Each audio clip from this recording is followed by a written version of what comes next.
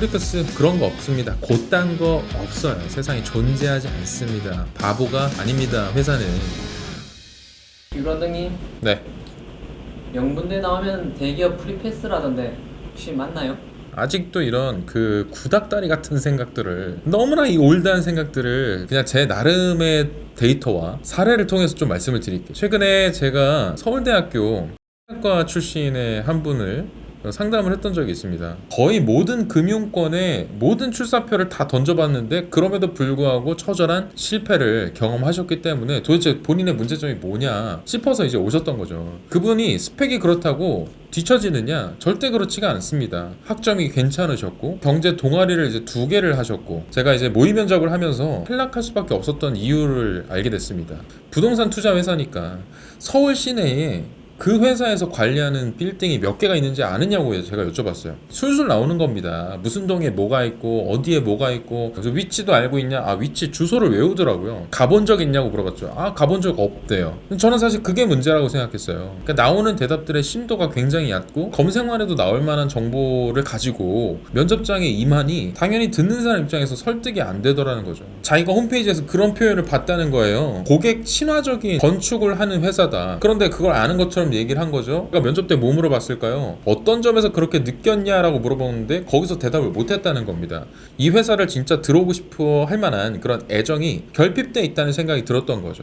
그때가 작년 7월이었습니다. 가장 더울 때, 여러분 기억나십니까? 작년 여름에 얼마나 더웠어요. 20 몇 개 되는 빌딩들이 다 역세권에 있는 것만 아니었거든요. 그래서 제가 걸어가라고 시켰습니다. 그 친구가 정말 며칠에 걸쳐서 20 몇 개가 넘는 빌딩들을 모두 다 돌아다녀 본 거예요. 어떤 인사이트를 얻어왔냐면 1층에 갔는데 층고가 다른 건물들과는 확연히 달랐다는 겁니다. 자, 그 높은 층고를 조금 낮췄더라면 또 다른 용도로도 사용을 했을 수 있을 텐데, 그걸 이제 포기하고 오시는 분들에게 쾌적함을 주기 위해서 층고를 이렇게 높게 설계했다는 걸 자기가 알게 됐다는 거예요. 그리고 인포메이션 데스크에 가서 이 건물과 관련된 히스토리 같은 것들을 다 수집을 합니다. 그런 것들을 입사를 위한 노력으로서 어필한 거예요. 지원 동기에도 녹였고요, 자기 소개에도 녹였습니다. 어떻게 녹였을까요? 나 이렇게까지나 이 직무랑 이 회사에 대한 애정이 넘쳐난다고 바꿨습니다. 당연히 합격할 수밖에 없는 거예요.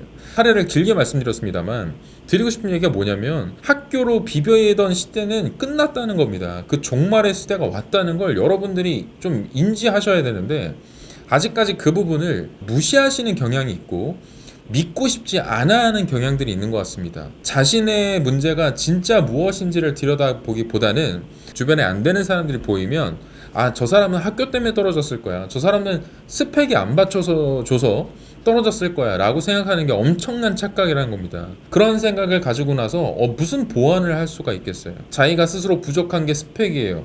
그 중에서도 학벌입니다. 어떻게 바꾸실 겁니까? 지금 학교 다시 입학하셔야죠. 그럴 용기 없잖아요. 그렇게 기울일 만한 시간도 없고요. 그러면 여기서 포기할 수밖에 없는 겁니다. 그거 가지고 왈가왈부 하면 안 되는 거예요. 그런데 사실 실제 입사하시는 분들께서 이렇게 기회조차 주어지지 않는 시장 속에서 살아남고 있느냐? 그렇지 않다는 겁니다. 모든 사람들한테 기회가 온다는 거예요. 그래서 실제 제가 필드에서 만나 뵙는 분들 중에서도 물론 스카이 분들도 많이 계십니다. 하지만 스카이 아닌 분들도 그보다 더 많아요. 그런데 그런 분들이 더 잘 합격합니다. 왜 그러냐면 본인이 지금 부족한 게 뭔 줄 알아요. 그리고 직무에 대해서 이해도가 떨어진다는 걸 인정합니다. 그런 친구들이 요새는 더 기업에서 반길 수밖에 없다는 겁니다. 자, 그러면서 회사가 뭘 깨달았겠습니까? 몇십 년 동안 쌓여온 그 축적된 노하우 속에는 일머리와 공부머리는 확실히 다르다는 게 판단이 섰겠다는 거죠. 명문대 출신이 아닌 분들이 더 뛰어난 성과를 거둬오는 걸 너무나도 많이 봤기 때문에 회사에서는 학벌을 가지고 이 사람이 일을 잘할 것인지 아닐 것인지 판단하지 않는다는 겁니다. 다만 어떤 직무에 따라서 스펙을 요구하는 직무도 있어요. 그걸 부정할 생각은 없습니다. 그러나 이 영상을 보고 계신 대부분의 여러분들께서 지원하는 직무 그리고 회사라면 내 스펙에서는 이미 안 될 것처럼 자포자기 안 하셨으면 좋겠고, 더 중요한 건 지금 내가 부족한 걸 누가 더 잘 아느냐예요. 그리고 이 부족한 걸 어떻게 커버하고 있느냐. 그러면 어떻게 준비해야 하나요?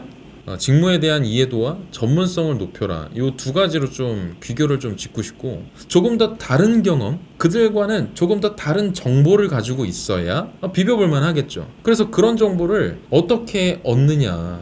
온라인 속의 답이 없다라고 생각하셔야 됩니다. 그냥 오프라인을 뛰어다니셔야 돼요. 아까 그 서울대생 예를 들어드렸는데 거기 빌딩 가서 아까 뭐 했다 그랬어요? 인포메이션 데스크도 갔다 그랬죠. 거기 가서 건물의 히스토리도 듣지만 또 어떤 얘기도 들었을까요? 여기에 주로 방문하는 고객들이 누군지, 입주사가 누군지 이런 정보는 실제로 여러분들이 온라인 속에서 쉽게 찾을 수 없는 정보입니다. 거기에다가 입주사 사람 한 명이라도 인터뷰라도 해본다고 생각해보세요. 그러면 당연히 변별력을 가질 수밖에 없죠. 이런 경험 가지고 가야 면접장에서 눈에 띌 수밖에 없는 거고요. 이런 노력들을 이렇게나 기울여 왔다는 거를 자소서에 어필하셔야 면접에 갈 기회가 생기는 겁니다. 결론적으로 엉덩이가 무거워서는 안 된다. 많이 좀 돌아다니셔야 되는 거고, 문제를 해결하려면 문제가 뭔지가 있어야겠죠. 그 문제가 어디 있다고? 공동체 속에서 문제를 해결한 경험 얘기하라고. 공동체 속으로 가셔야 됩니다. 제가 작년에만 해도 모의 면접을 한 600명 정도 봤던 것 같습니다. 5, 600명 되는 사람들 직무별로 묶으면 스펙이 다 거기서 거기라는 거예요. 어떤 사람이 뽑힐까? 달라 보이는 사람입니다. 조금이라도 하나 더 해본 사람이고요. 그렇다고 스펙 자격증 하나 더 따라는 얘기가 아니라 더 많이 움직여 본 사람이 할 말이 많아지더라.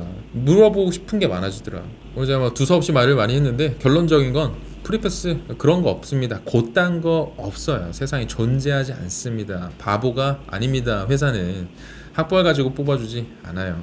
자, 그리고 두 번째로 여러분들이 변별력이란 걸 가져가고 싶으면 다른 사람들보다 조금 더 다른 노력을 하셔라.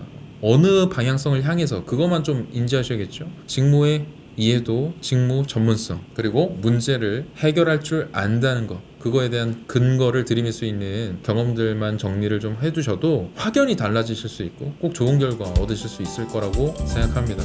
긴 시간 동안 제 얘기 들어주셔서 감사하고요. 다음에 더 좋은 컨텐츠로 만나뵙도록 하겠습니다. 여러분, 할 수 있다.